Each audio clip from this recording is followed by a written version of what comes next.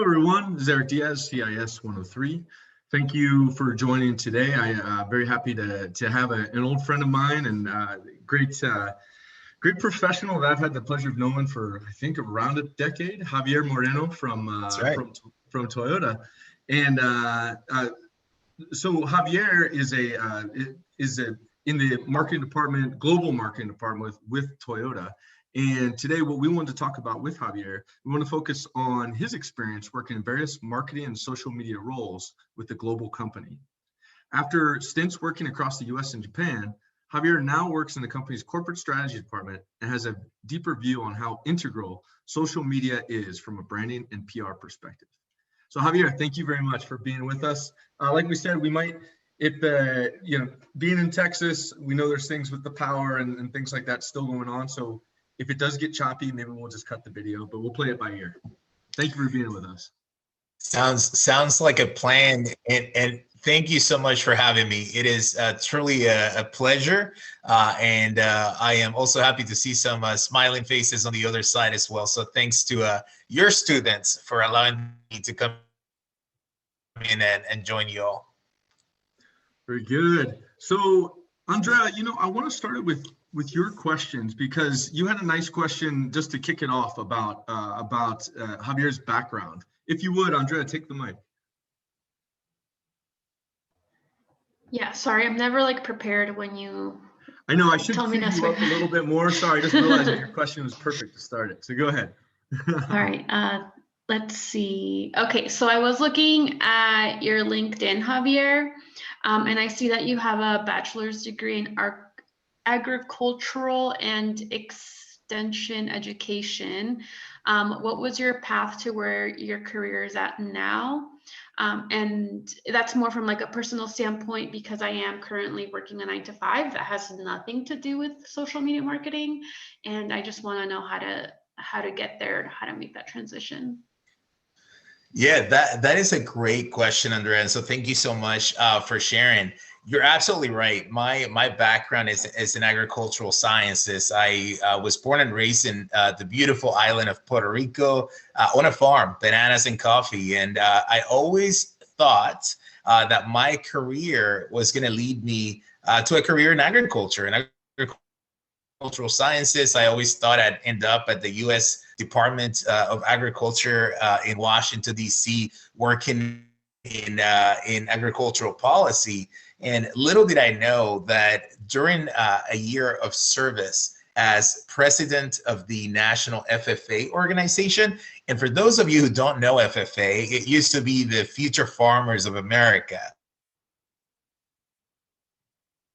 And so I was on a path, and it was during president of FFA that I ran into Toyota, right, a car company. And this is back in 2006. And I never in a million years thought that I would be switching careers, right? I went ahead and completed my agricultural sciences degree at Penn State. And then Toyota offered me a job after a couple of internships. It's been going on 15 years with the company full time. I will tell you that what I've learned over the last 15 years is that while your formal education is important, experience in the workplace is as important, if not more important. And so if you've looked at my LinkedIn resume, and it sounds like you have, you'll see that even within Toyota, I've had several roles right across the company. And it's everything from research to communications to marketing to strategy. And you're only able to do that through experience, right? And I'm fortunate enough that I work for a company that allows us to move around and do those rotations so that you can get that hands-on experience. But what I would tell you is, at the end of the day, you want to find what you're passionate about. And if it is social media and marketing, fantastic. You've begun in the right place. You're in the right place to get started. If it's not, that's okay, because the things you're learning now in this space will absolutely, in some way, somehow, you might not know it today, but someday some way, somehow, it's going to help you in the future. And I can, whether it be just relationships that I built through agriculture and my experience there, or skills that I picked up during my year as an officer. So that's how I landed where I am today. I would say if you have an opportunity to intern somewhere doing something that you like, that you love, that you care about, that's your best bet to ensure that you correct course and that you get to the place you want to be. That's a great suggestion, and funny that you mentioned that, Javier, because the woman that we just did a Zoom session with works for an advertising agency here in Phoenix, and she just mentioned that they are looking for interns. So good timing with that. Makes sense. Andrea, if you would go ahead and since you're on, if you would ask your second question. All right. Yeah. Thank you so much, Javier, for that answer. My second question is, what factors should a company or business consider? Sorry, wait, give me a minute. That's okay. Take your time. Okay. What factors should a company or business consider that would affect their marketing strategy before entering a foreign market? That's another great question, and I've had the privilege, as Eric mentioned earlier, of working for Toyota in Japan on a global role. And it was really a marketing role, marketing communications. And it was really the rollout of Toyota's first, right? So it's first ever global campaign, which included, and it was really geared toward the Olympics. But, you know, Toyota has been really successful over the years, right? So today we're the #1 automaker in the world in terms of sales volume. We've got, you know, over 60,000 employees. Actually, in the US, it's closer to 45, 50,000. In the region, it's, you know, 60,000 plus. Globally, you're talking about 300,000 plus employees. So it's a pretty sizable company. It's a big company. And I believe a lot of the success that we've had as a company globally has been because everything we do is based on what we call the Toyota way. And I don't know if you guys have heard that term before, the Toyota way. But the Toyota way, it's all about two pillars. The foundation for the Toyota way is respect for people and continuous improvement. And what that means is that anytime we're going into a new market, we're analyzing that market. We're going to what we call in Japanese the gemba, or the workplace, right? The source, the location. And we are doing surveys. We're listening to the people there. We're trying to truly immerse ourselves in that market so that we truly understand those new customers that we're trying to pursue. And it's not until we get in the weeds, right, and really dig deeper and listen, right, and then try to understand, put ourselves in their shoes, that we are able to put together relevant marketing strategies, right, and develop products that are good for that market. So I'll give you a quick example. Our global CEO, his name is Akio Toyota, and he's the grandson of our founder. And he's still at the helm, right? So the family is still at the helm of the company.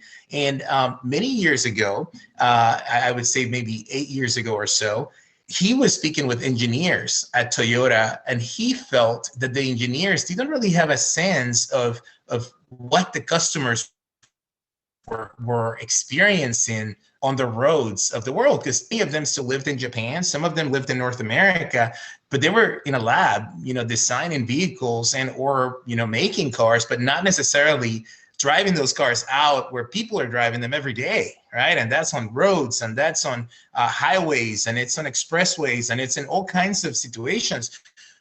So we actually launched a global campaign, a global effort called the 5-Continent Toyota Drive, or Ever Better Expedition, where we sent hundreds and hundreds of Toyota engineers and designers to 5 continents, right? So not Antarctica, but we essentially wanted to go and drive the roads and truly in our cars. So we sent all of our whole lineup of cars. And then we met with dealers. We met with local drivers and customers.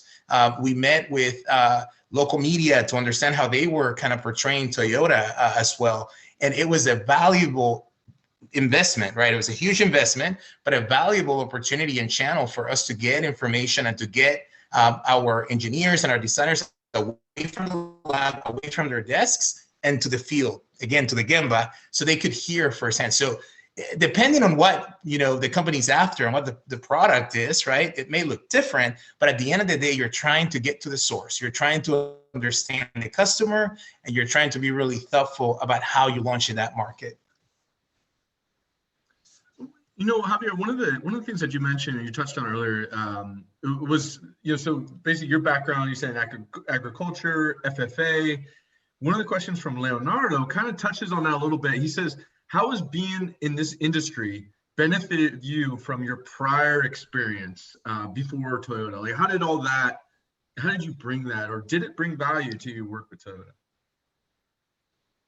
Yeah, absolutely. So I would say, first of all, I landed at Toyota because of FFA, right? It was because of my role in FFA that I had a chance to visit Toyota, right? I visited actually a lot of different businesses who were sponsors and supporters of the organization of FFA. And Toyota just happens to be one of those organizations, happens to be one of the companies that sponsors Toyota and provides funding for student programs. And it was during my visit to a Toyota headquarters office we used to have for manufacturing in northern Kentucky, just south of Cincinnati, that I was introduced to the brand and I was introduced to the company, right? I knew the cars, right? There's plenty of Toyotas on the road, but I didn't really know that much about the company itself, its culture, its people, the Toyota way.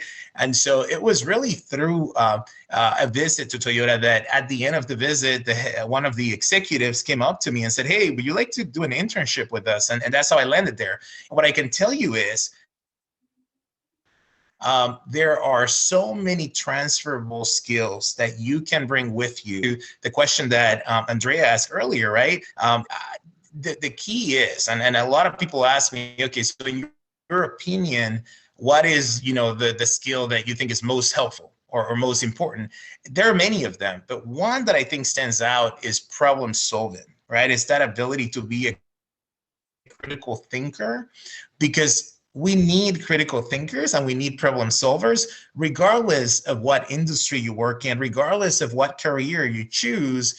That is always going to be a skill, a transferable skill that's going to serve you well. And so what I learned in FFA and what I learned through agriculture is the value of hard work. It is how to figure out what the problem is if you've got an issue with your coffee, plantation, or you've got an issue with your bananas, right? Whether, whether it be you have a specific, pest that's providing an issue for you and you're losing your crop, or whether the of your production is not as high as it should be, you're problem solving. You're looking for ways to identify the root cause of the problem so that you can put countermeasures in place, address the issue, fix it, and then move on. And so that's exactly what we do at Toyota as well. And root cause analysis is a huge also part of the Toyota way. So you see the parallels, right? In my mind, it's all connected, and it's just the flavor that we put on it, right? And it's the lens through which we see it.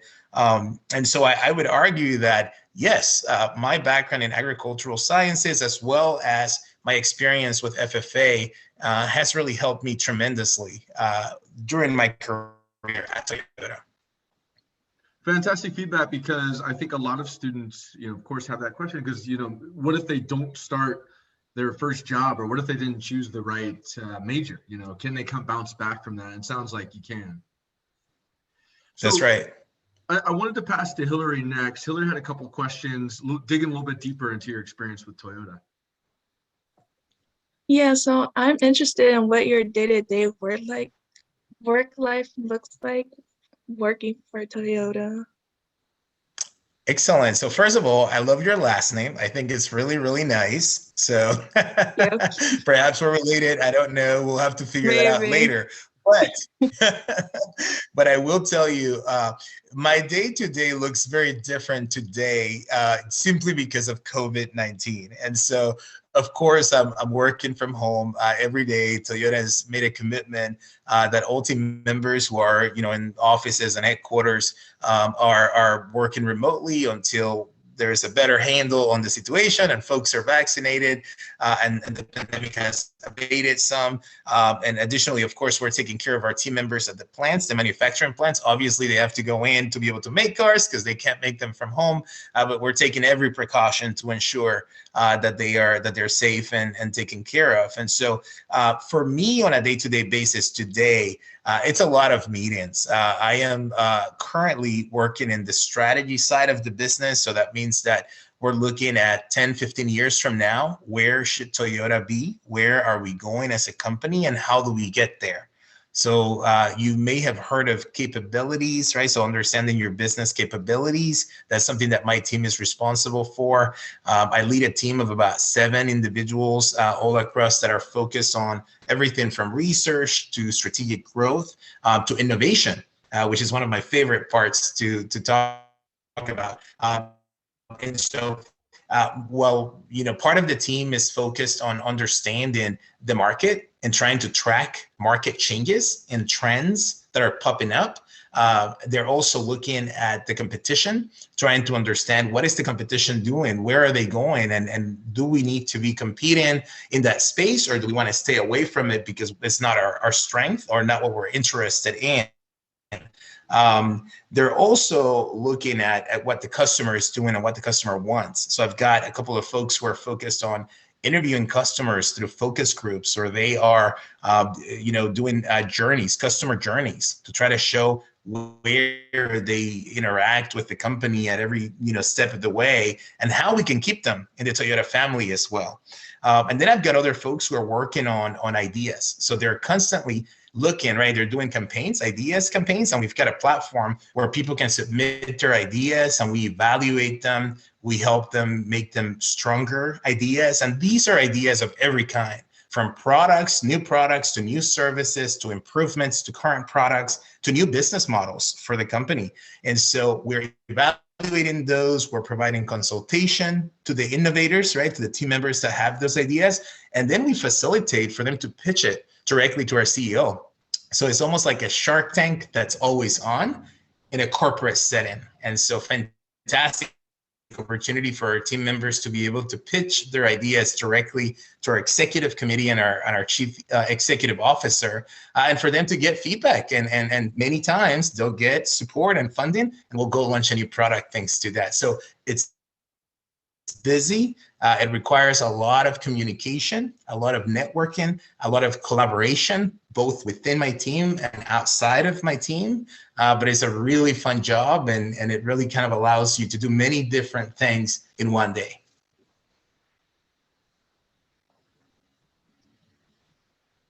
Great question, Hillary. If you want to ask your second one, go ahead. Yeah, so how you said it's like there's Shark Tank and a lot of ideas going around. What has been your biggest accomplishment while working for Toyota that like just went good for you? That is a tough one, but it will kind of give you a flavor. I've got a list in my mind of things that I would consider accomplishments, and not just for me, but for my team, right? So it really does take a village. And I've always said, I am here, I am where I am because of the support and the counseling and the great mentorship that I have received from so many others. And so I like to think that I stand on the shoulders of those who came before me and who continue to invest their time and their wisdom and share their wisdom with me.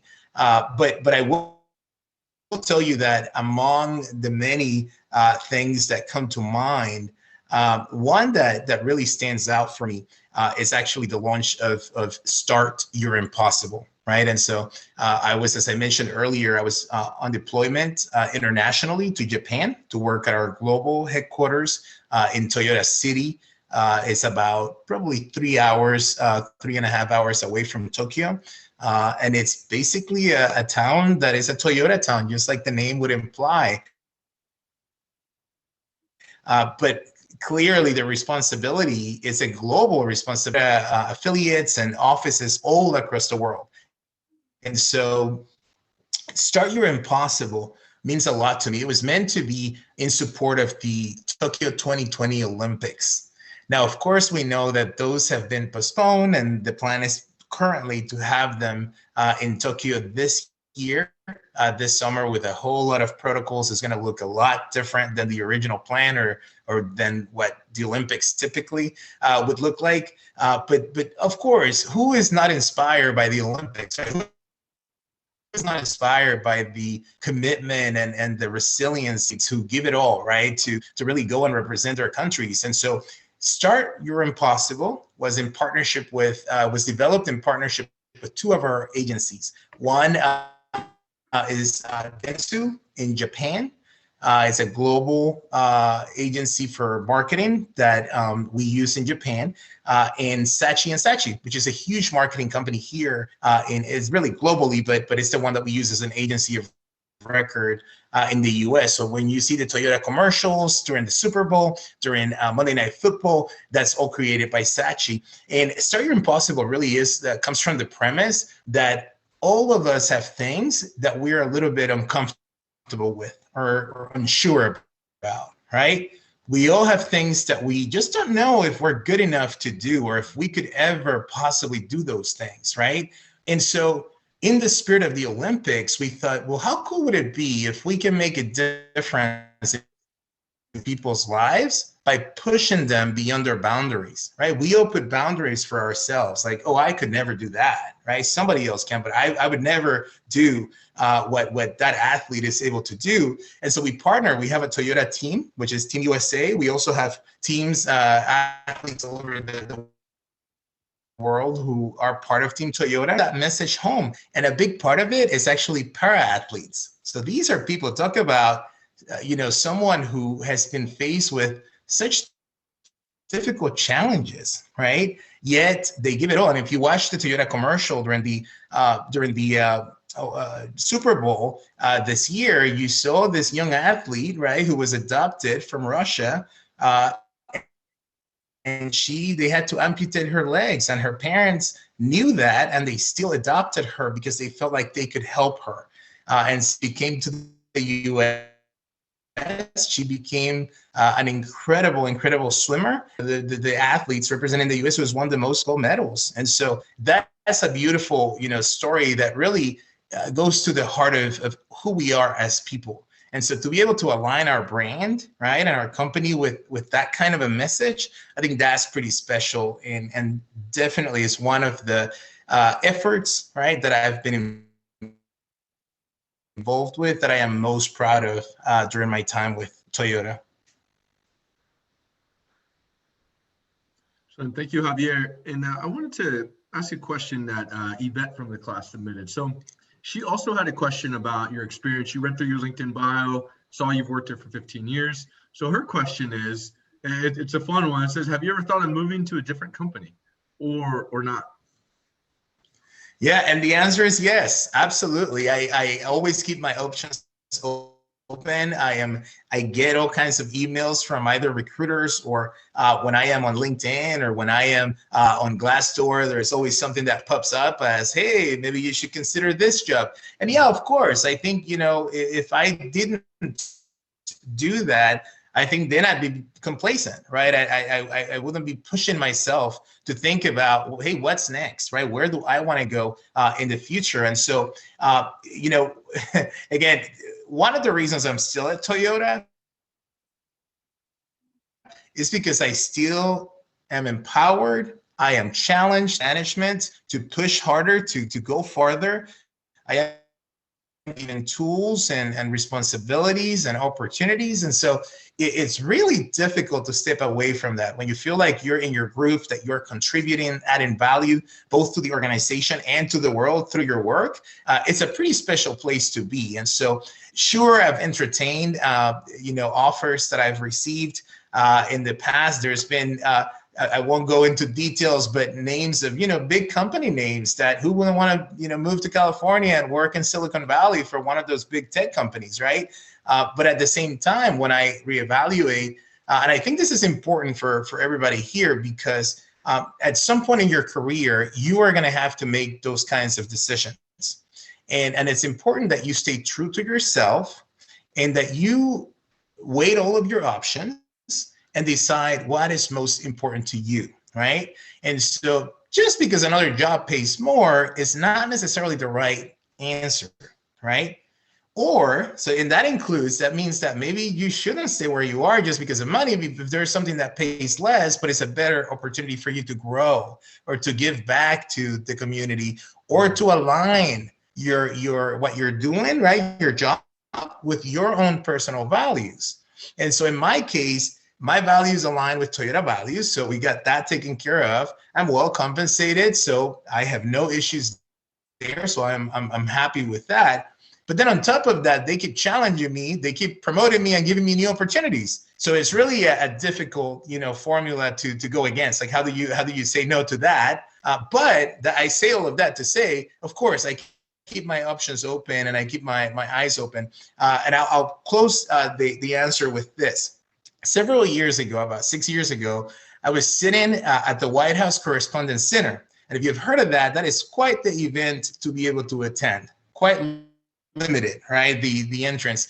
And yes, all the celebrities were there. Yes, I had celebrities sitting next to me. I've had a chance to go several years, maybe 5 years in a row because of a Toyota sponsorship. So I was there representing Toyota, right? Incredible opportunity. One of my favorite events to go to ever.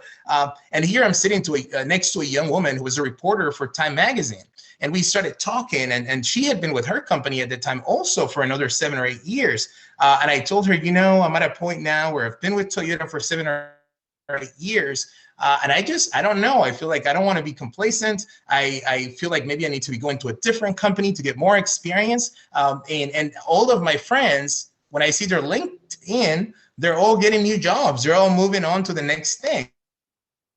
And she looked at me and she said, she was very wise. She said, but you know why they're doing that, right? Because they're looking for what you seem to have right now. They're looking for a company or an organization that's going to give them that job stability, that's going to be aligned with their values, that's going to pay them well, and that's going to allow them to pursue their passions. And so at that moment, I took a step back and I said, wow, that makes a lot of sense. And so my mantra is the day in which Toyota stops filling all those boxes from me, right? Those check boxes, then we'll have a conversation about going somewhere else. Great answer. I like that. Javier, so this is a social media class, of course. So I would be remiss if I didn't ask some pretty specific social media class questions, although I do want to pass to Zoe in a second. But I think overall, I love having you talk about this experience because everybody, the transferable skills, that's a huge lesson. I mean, I take notes for myself as well as, for the materials for the class. I think that's a great lesson. But yeah, Zoe, I'm gonna let you ask a few of those social media specific questions. Hi, my first question is, what challenges do you face when creating content for Toyota? There are a lot of issues that our team faces when it comes to content creation. You probably have heard this before, but when it comes to social, and I would argue even when it comes to marketing, content is king, right? And it's key. You need relevant, timely content. And so there are many different challenges that we face, and it's everything from haters out there who come and always like to kind of hop on and criticize or really just detract from your brand. And it could be because they love Honda, or it simply could be because they have nothing better to do and they just want to come after you, right? So that happens all the time. Making sure that your content is inclusive, right, and diverse, that you are well representing like the people that you serve, your customers. That is huge. Every company that I can think of, especially in the auto business, has gotten in trouble at some point with groups like Al Sharpton's group, right, or Rainbow Push under Jesse Jackson. And so and it's for good reason, right? Because we need to do better as marketers in truly understanding our audience. And I mentioned earlier when we talked about global, reach and how we try to go listen, we really do try to do that because it's not only the right thing to do, but it's good business, right? It makes sense. If you are marketed to, right, by a company where you feel absolutely zero connection, and you don't feel like they get you, you're not going to buy from them, right? You're going to go to the next, product or the next company. And so that is so important for social as well. There are, those are all external issues mostly, right? Diversity and inclusion, but there's also being relevant is important, of course, as I mentioned, and timely, right? So if the Super Bowl, there's a great example when the Super Bowl was held in New Orleans and the power went out. You remember that? And Right. at that time, right, it was crazy. There were some brands that really took advantage of that. Oreo in particular did a great job where they had that tweet with, you can still dunk in the dark. And they had a little Oreo going into a glass, of milk. And it was fantastic. It was so timely. And so you have to, we call those cultural events. And it's so important to be understanding of what's happening to your customers, what's happening in the world, right? And be by default to your customers. And more recently, there's been this push for social justice. And it's really, really important, right?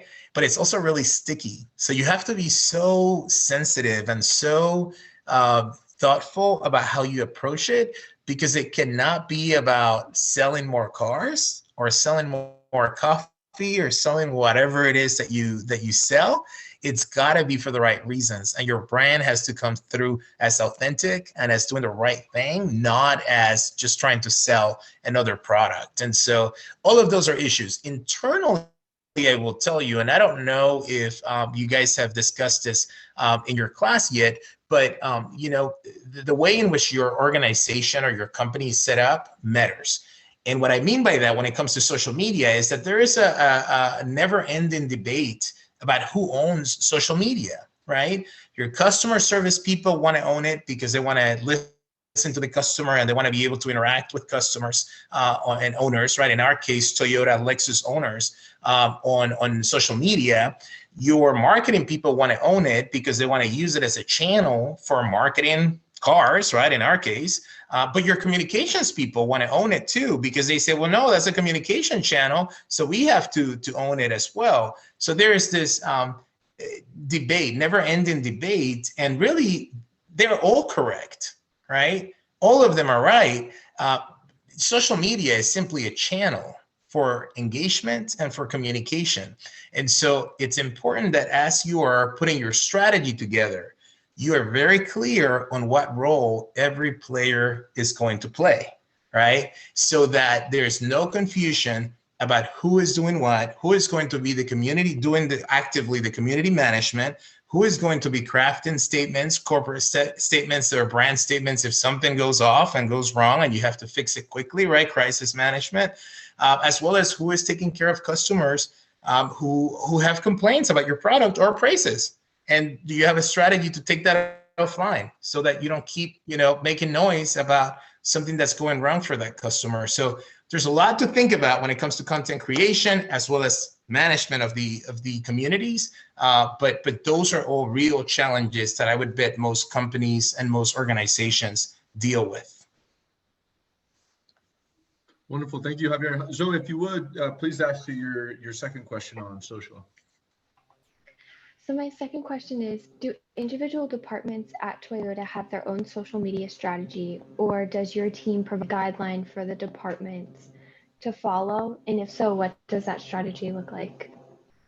So the social media team does have a strategy for the entire company, but it's less of a strategy. We do have a strategy, but when it comes to applying it across the company, it's really more about controlling the chaos, right? It could get pretty chaotic when you have so many stakeholders who are involved with social media. So it's everything so our social media team provides a platform, right? So that everybody's on the same platform. And that's both a listening platform, right? As well as an engagement platform, right? So we are able to do those two things, but we do it in an orderly manner by really helping to streamline that conversation and helping, and we do that by using the same tools across the board. We're all on it, everybody has visibility, and that really reduces any kind of issues with duplicity of work, with mixed messages from the company, with content going out at the same time. So stepping on each other as it relates to the messages and the content that we're putting out there.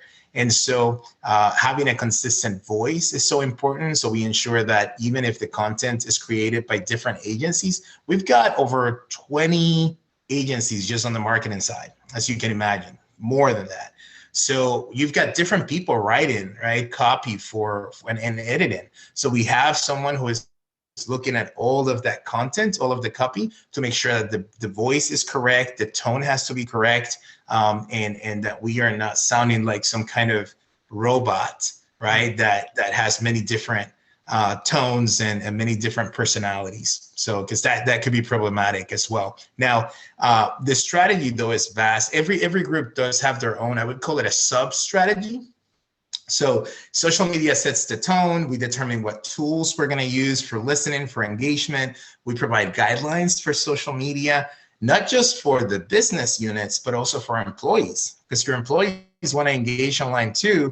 And it'd be a big miss if you don't use them, you don't enlist them, but you have to give them a sandbox, right? So that they know what they can get into and talk about, and what they should really leave to the social media professionals to handle, or the customer service specialists to handle. So we have what we would call more of a hub and spoke model, where we've got, at the center, there's a hub where there's resources, best practices, guidelines, content, and an overall strategy for the business. And then there is and that includes both paid, right, and organic. So there's guidelines for all of that. And then you've got this smaller, groups across the company that connect to the hub, right? But they're out there interacting with their channels and interacting with their communities. And so because of that, we've got a multicultural strategy where we not only have our main Toyota USA account and for Insta, for Twitter, for Facebook, etc.,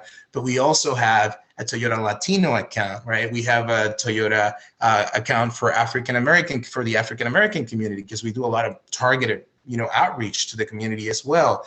We've got the same thing for the Asian American community. So we've identified who are our biggest customer groups or communities in terms of the number of sales cars that we sell. And then we target them and try to understand, okay, there's a threshold. If we have this many people that buy Toyotas from this particular group, we're going to definitely spend time and invest money and time to try to understand them and to try to communicate with them and engage them directly.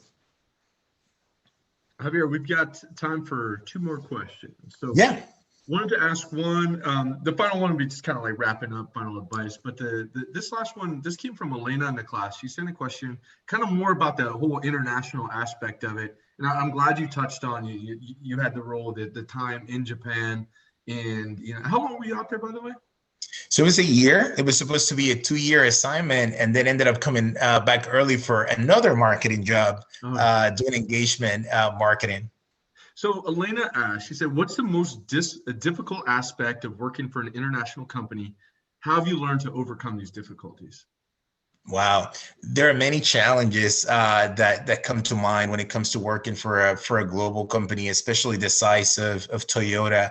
I think the biggest one, though, that comes to mind is how do you craft, right, messages, and how do you provide products and services that are truly customized for that local market, right, without watering down your brand and without really losing kind of focus on your DNA as a company, what you stand for, right? And without breaking the bank, because it's expensive to, if you part of what companies do, one of the strategies is, you have to control costs. And you do that oftentimes by creating things for the masses, right? It's a volume play. So when it comes to cars, right? Making cars, of course, is more expensive to make and sell 5 cars than it is to make and sell 1 million cars when it comes to your profitability, right?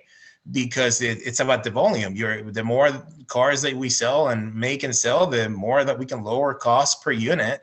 And the same is true on the social media side, right? Do I want to be able to have one agency for the world, or do I, and are they going to be good enough to understand what's happening in India, or what's happening in Peru, or what's happening in Brazil, or what's happening in Morocco, right? Probably not. So you really, it requires that you have a comprehensive strategy that allows you to truly understand local markets and be able to translate those global messages to those audiences in a way that resonates with them and that speaks to them.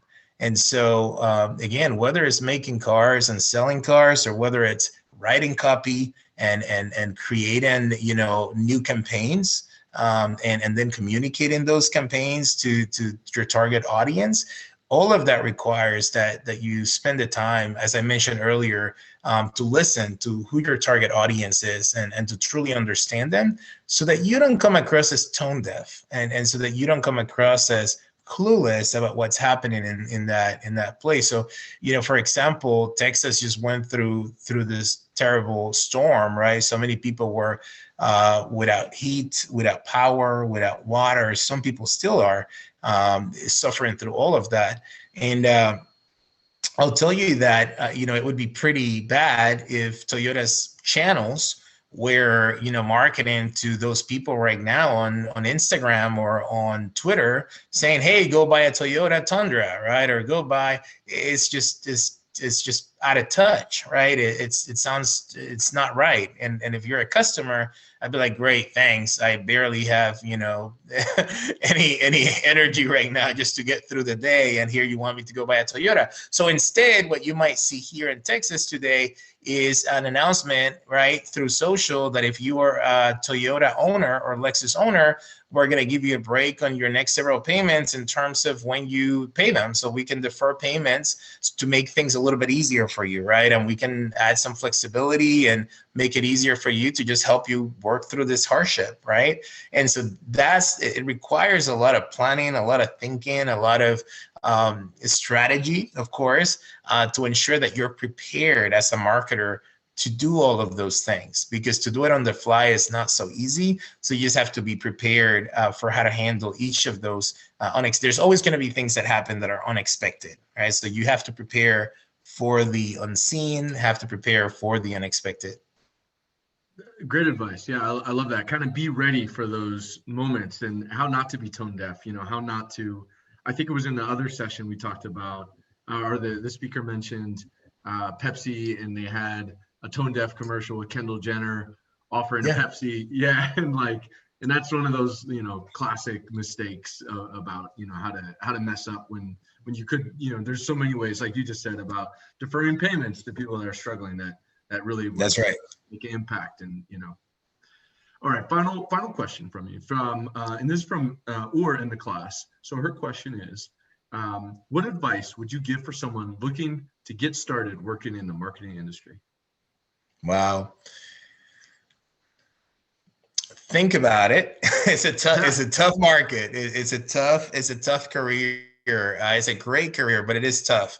It's competitive. I'm fortunate that I work for a company where, as I mentioned earlier, respect for people and continuous improvement are in our DNA. So I feel like we are supportive of each other and we lift each other up as colleagues. But it is cutthroat in many other places, and you kind of have to be prepared for that. And I know even in the agency world, right, you are working really, really hard to deliver for your clients. And so I think as long as you go into it with open eyes, understanding both the joy that comes from being able to market to others, but also the challenges that you're going to face in that career, I think that's step one, is just having awareness and truly understanding what you're getting yourself into.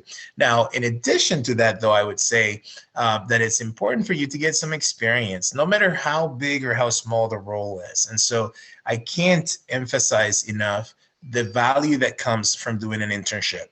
And so if you are able to start making connections, for example, the woman who presented earlier, she works for an agency, send her an email, say, hey, thank you so much for, your presentation today. I would love to stay in touch. I'm an aspiring, marketer, and I would love to get all the advice that I can get. And so I'd love just to stay in touch, and who knows, that could lead to an internship. So just be aware that the relationship building is so important to be able to get that first break and to be able to get some experience in the space.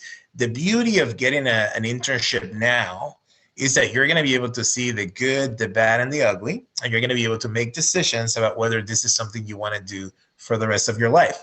Now, the great thing is once you start in it, you're not stuck with it. You can do whatever you want. So if there is something else, if you decide marketing is not for me anymore, 5-10 years into it, that is okay too. You can change careers and go do something else. That's great. Yeah, I do love that. Great advice. Javier, I really do want to thank you for your time today. Class, great questions. I could see that a lot of people are really interested in getting that perspective from the global, from a global company like Toyota. So thank you so much for sharing that with us, Javier. Absolutely, my pleasure. All right, thank you, everyone. Have a good night.